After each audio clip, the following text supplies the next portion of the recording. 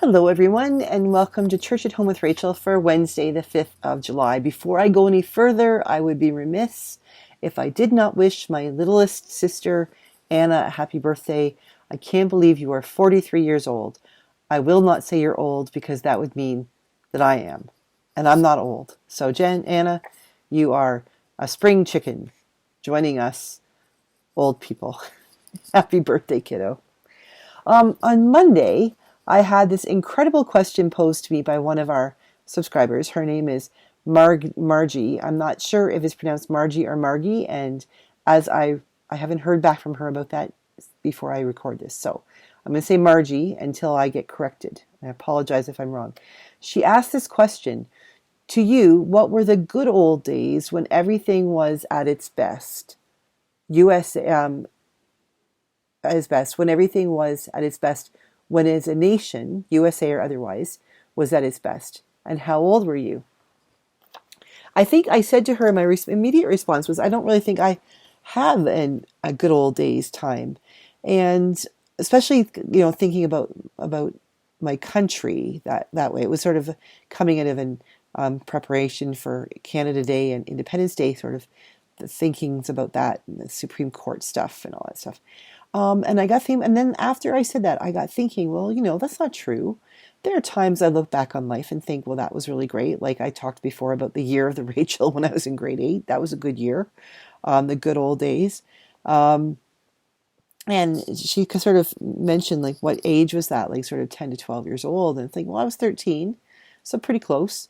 But it's a good question, though, to think back on, to take a look at what we determined was the good old days, because that really has a significant impact on what we think of for today. If the good old days, for instance, were back when, Reagan was the president and Reaganomics and all that stuff was happening, and Margaret Thatcher, and into the Brian Mulroney days later than that for Canadians, if those were the good old days, then that will have a significant way for you. Sorry, I'm just going to lean back a little bit here.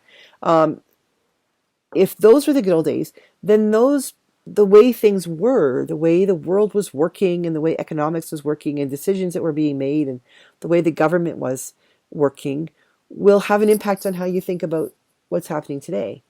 If when you found your best life, your best self, or your best era was in a time when the economy was the thing that was pushing things forward, then maybe today isn't such a bad time for you.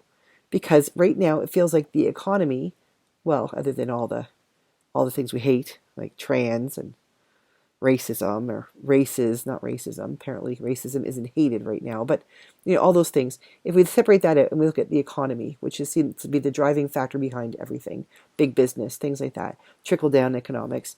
If we look at that, like I did not grow up in an era thinking that was a great thing. That was not the good old days for me. So I look at it now and think, this isn't good. But there are people who genuinely do think that this is a good place for us to be in. I struggle with that because I don't see that. I have trouble understanding their perspective. But for those folks who grew up in that time, think about what today might mean for them. The halcyon days are back. They're looking back to, things are looking the way they looked when things were good for our country, when we were top of the world and we were the, world leaders. I think back and think about times when, like, I didn't pay attention as a kid to politics. And there are lots of Canadians who will argue with me about this. But like for me, Pierre Elliott Trudeau, in my memory, that was like heydays. Like, like we had a younger man who was our prime minister, and he was catchy, and he was a bit flamboyant, and he was on the world stage, and for a while he was married and had a family, and then he wasn't married, and he was dating, he had women from around the world on his arm, and for me as a kid, that was not a bad thing. Canada looked good. I'd have no idea if we really looked good, but to me it was like, hey, this is a good thing. And then the Mulroney years for me were really based on, I remember driving to work. I was in university, first year university, and I was driving to the bank on a Friday night. May have been a Thursday. I worked Thursday, Friday, Saturday. I was driving to the bank about 3:45, in the afternoon, and I heard on the news that he said that the decisions we are making today will not hurt our generation, but they will hurt our children and our grandchildren's generations, but they will have to take that hit because this will benefit future generations down the road. And I remember thinking, if it's not going to hurt your generation right now, but it's going to hurt mine and my kids, how is that a good thing?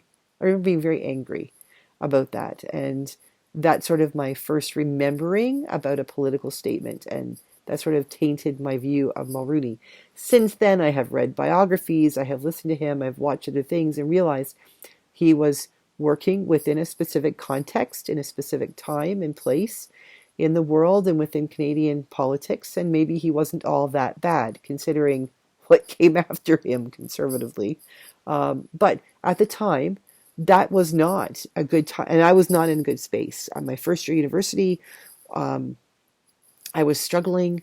I didn't dislike working at the bank, but working every Thursday night, Friday, and all day Saturday, and then having to do all my homework and essays and studying and everything was really a lonely time for me. So my first year university and hearing that, they all kind of come together in a not very positive way. So that's sort of Margie's question. That's sort of the opposite of that. Were the good old days? That was not a good old day for me. My good old days were earlier, like she said, maybe 10 to 12, bit longer than that. Days when my grandparents were still alive and we would go to the farm on weekends. And I know stuff wasn't great in those days. I know that there were weekends we'd go to the farm and it just wasn't a great weekend. But in my memory, they were amazing. That was home. That was stability. That was the place I would go where nothing ever changed. It was like Cheers, that place you go where everybody knows your name. It gave me that sense of family and being locked into a history and being a part of something that was important. And for me, those are the good old days. So it's a great question she's asked. What were the good old days?